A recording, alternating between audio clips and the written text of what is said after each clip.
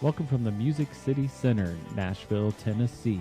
We're here at the EMS World Expo, the largest EMS dedicated event in the world. This is EMS World Presents Stories from Expo. Your story continues here. Hello, we're here in Nashville at the EMS World Expo at the Music City Center, I believe is the name of this gigantic and amazing building. With me is Jenna Tuttle. So I've heard a lot of cool posters so far, such as,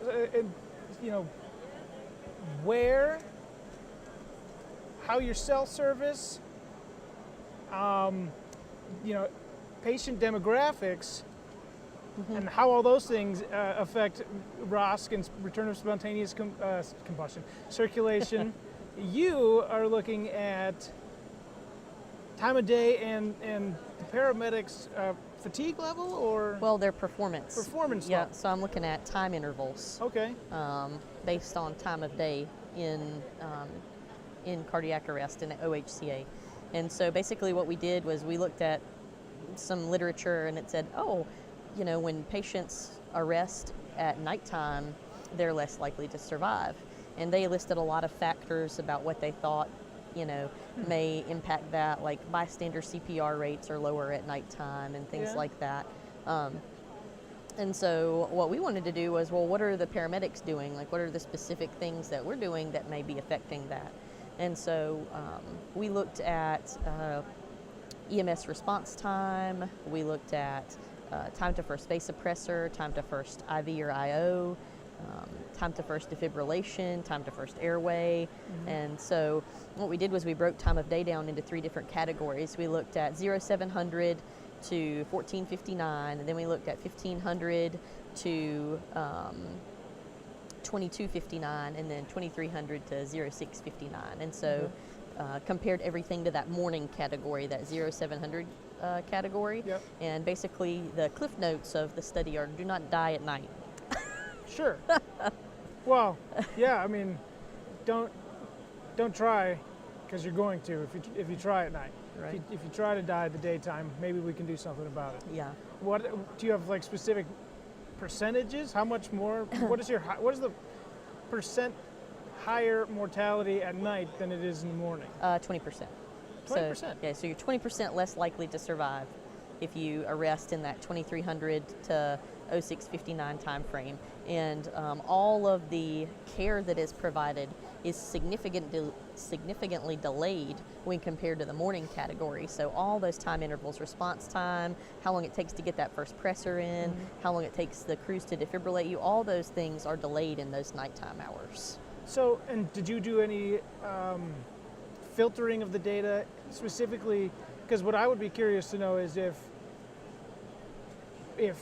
prior to arrival CPR was listed in prior to the arrival, in either the EPCR or dispatch notes, or is this, your numbers are just every single cardiac arrest?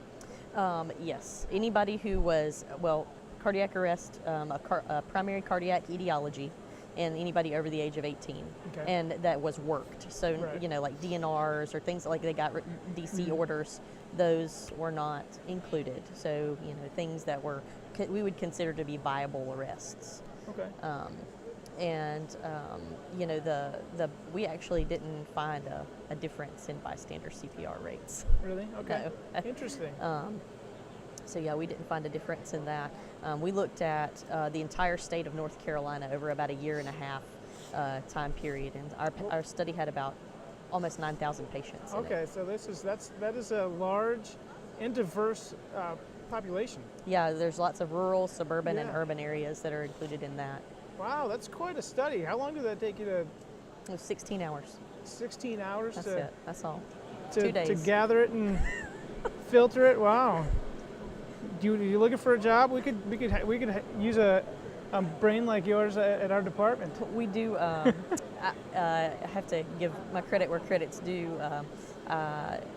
We do a EMS research summit at the North Carolina EMS Expo every year, and we do a 2-day summit, and we take researchers of various backgrounds, so no experience to PhD level experience, and we have them come in and we give them a data set, and say have at it, come up with some ideas, Sure.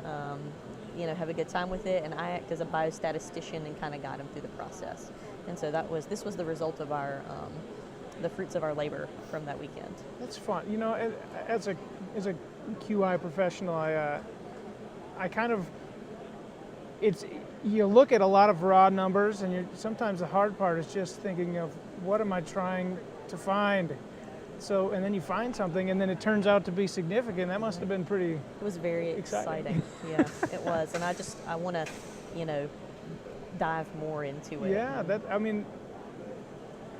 20%,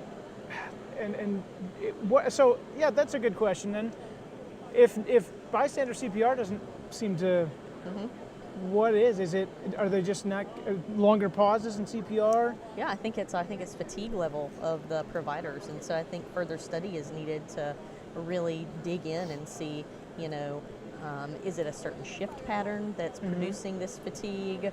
Are our crews not getting sufficient rest in between shifts? Is it a UHU issue? Is the unit hour utilization very high in the system? So I think there's a lot of things that you could really look into and say, where is this coming from? Well, it's no question. I know that there's a small, well, I wouldn't say small, but I would venture to guess something like probably 50% of the people working at night are those weird night folks, right? I don't want to offend anybody. Because I was one at one point. Then the years catch up and you're like, I'd rather sleep than eat at this point. Yep. But then 50% of them are probably new people that don't want to work those hours and are probably also working daytime shifts.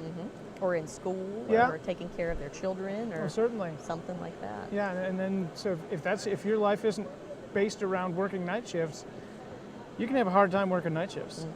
And I think that there's a really large narrative and dialogue about fatigue in our providers that's been going on for several years, and it's really come to a head in the last year or two. And most of the discussion is based around provider safety. And patient safety, med errors, workplace injuries, and things like that. But what I'm really interested in looking at is patient outcome. How does that fatigue affect patient outcome? So not just focused on cardiac arrest, but across the board. I'm very interested in cardiac arrest. That's really my. Of course. But I think in any area it's of interest how it affects our patient outcomes. I mean, certainly, it would be tough to. I can't imagine the entire call volume of North Carolina, so you probably have to filter to at least the high acuity stuff. But that would be very interesting. I would wonder.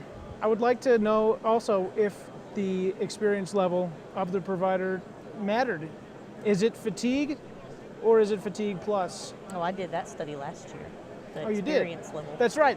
Last year yours was, what was it? Experience level, provider experience level, resulting in the outcome of the cardiac arrest survivability. Yep. I can't remember what was. I did case volume, and so I looked at experience as case volume, and paramedics who have run 15 or more OHCAs in the preceding 5 years, their patients are, I want to say it was like 1.2 times more likely to survive or something along those lines. Yes, that's right. Yeah, that was fun. It was. I enjoy it. I know a lot of people don't love the data nerds, or it's a certain subset of paramedics, but we're needed. I think you need those people to find the problems and fix them. We're trying to produce as many as we can in North Carolina. That's our goal. Yeah. At that research summit that we do, it's to get people in there and get them interested and produce. Yeah. Now, create evidence-based guidelines for your profession. I know. Don't get me into. We also need to make sure we're collecting good data from our EPCRs. Everybody listening, fill out your EPCRs perfectly. Well, thank you for coming and talking. This is a super interesting topic, and if you want to see or listen to our audio podcast from last year's EMS World podcast, that's on emsworld.com. If somebody wanted to get a hold of you, do you have a work email or social media that you'd like to? Yes, my email is jetuttle519@gmail.com, and feel free to email me with any questions that you may have. Perfect. I'm Aaron Gutzman, and this is the EMS World Podcast / EMS Garage Podcast. Stick around on this page, find more content, watch our other great videos here from EMS World Expo in Nashville, Tennessee, 2018.